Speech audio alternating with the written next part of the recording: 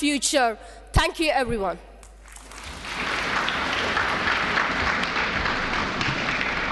Thank you Vaish. और अब बारी आती है प्रथम स्थान की, और प्रथम स्थान पर रहे Yatin Bhaskar Duggal from Haryana.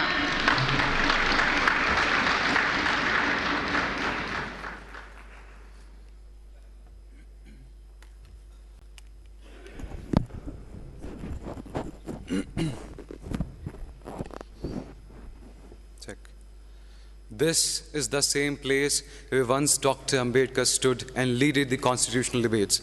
I would like to thank the Nehru Yuva Kendra Sangathan as well as the Ministry of Youth and Affairs for helping a young boy from Haryana to come to this magnificent Central Hall of Parliament and share my views. I'll start. घर सजाने का तसव्वुर रखते हो, आओ पहले इस घर की मजबूत नींव रखी जाए. Greetings, ladies and gentlemen, and we have come a long way as in civilization. From Rig Veda and Samved to the longest written constitution of the world, from building Pushpak Vimans 4,000 years ago to building Miraj and Tejas today, from worshipping moon and Mars to today going to moon and Mars through Chandrayaan and Mangalyaan, we have come a long way as in civilization. Today, when I look at this topic, I see three aspects. What is a sustainable future for me? What is the role of youth, and how can we connect both of these together? Ecologically, ladies and gentlemen, the West has just started to learn the concept of living in harmony with nature, but as a civilization, we have been worshipping trees and eating on banana leaves for centuries.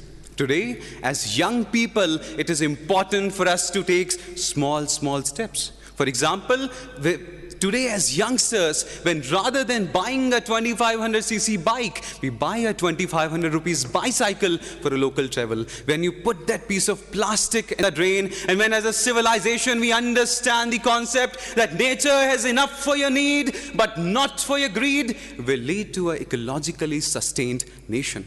And when we have the resources, we'll lead towards a sustainable society, ladies and gentlemen. Today, we need to build a society that is sustainable and inclusive. It should include the doctors, it should include the soldiers, as well as the sweepers who clean this nation. Today, as we have surpassed China in terms of population, it becomes inevitable that we make educational and health infrastructure to sustain that population. And I would like to ask the youth of this nation, in order to become socially sustainable, we need to enforce and increase our employment avenues. Why should, as young people, we should only dream about becoming IAS officers, doctors and engineers in this nation of Mahatma Gandhi and vocational education? Why cannot I dream a nation in which through vocational education, a young Dalit boy from Gujarat becomes the leading shoemaker of the world? Why cannot I dream of a nation when a barber from Tamil Nadu becomes the hairstylist of Hollywood actors? And when through this entrepreneurship and skill development, our youth become job givers rather than job seekers, will lead a sustainable economy. Ladies and gentlemen, today is time that we focus on equitable distribution of income, green GDP, sustainable development, and when the youth of this nation, rather than feeling proud about Sundar Pichai being the CEO of Google and Satya Nadella leading Apple, will build our own Google, our own Facebook in this nation, that day will become technologically sustainable. But ladies and gentlemen, all these three avenues are incomplete without a political structure that's unsustainable. That is why I believe that today, along with National Youth Parliament, we also need youth in the parliament to provide educational avenues and even innovative policies for our youth. I believe that today, as we have an Indian administrative services for our bureaucracy, we need to have an Indian political service for our politicians so that they can be sustained and engrossed with policy making, and good policies can be converted and transferred from one government to another, irrespective of their political policies. But, and I say this but in capital letters, ladies and gentlemen, irrespective of what society, culture, ecology we have, if our youth does not have the educational wisdom to use this potential, we cannot lead to a sustainable future. Today, I live in a nation, unfortunately, ladies and gentlemen, where a cigarette which can kill you is sold openly, but when a girl has to buy sanitary pads, she has to hide them in black polythenes. Today, I live in a nation where it's been 77 years since the white man has left this nation, but we are still living in that inferiority complex, using fairness creams to whiten our skin, whiten our culture, whiten our education, whiten our standard of life. In this era of globalization, we need to understand as young people that I can wear an American shirt and a Polish pant and a German watch, but my identity, which is going to be decided by the education structure I've been part of, has to stay Indian, ladies and gentlemen. And by inculcating all these avenues, when we'll have a society that has educated individuals, but that needs to be added with another important point, and that is mental health should become an important part of our curriculum.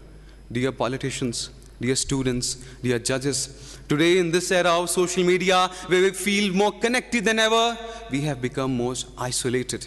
The 30-gram brain of yours has far more debilitating power than any nuclear weapons around the world. So mental health should become an important part of our curriculum. And when we take care of all these avenues, will lead to a nation that is socially sustainable, economically sustainable, politically sustainable, and has the youth that has the educational wisdom and the mental health ability to lead this nation towards a sustainable future.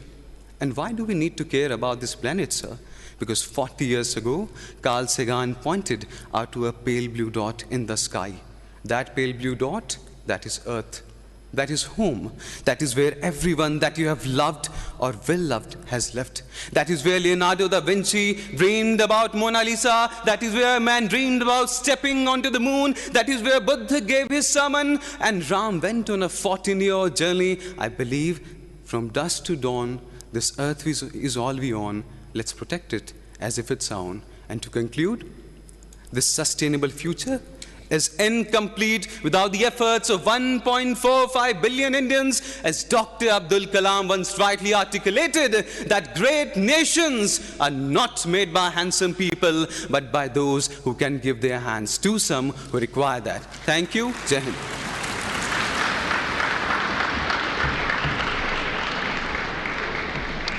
बहुत बहुत धन्यवाद यतिन भास्कर, आपका बहुत बहुत शुक्रिया। माननीय युवा एवं खेल मामले तथा सूचना एवं प्रसारण मंत्री श्री अनुराग सिंह ठाकुर जी एक ऐसे युवा और प्रखर नेता हैं जो पूरे समर्पण से, निष्ठा से, सेवा भाव से मंत्रालय में अपनी कर्मठता से ऊर्जा का संचार कर रहे हैं। माननीय प्रधानमंत्री जी की प्रेरणा से आवाज भी रखते हैं। माननीय ये युवा बहुत उत्सुक हैं आज आपको सुनने के लिए। आपसे निवेदन है कृपया इनका मार्गदर्शन करें, इन्हें शुभकामनाएं दें। जोरदार तालियां। If you like the video, do like, comment, share, and subscribe.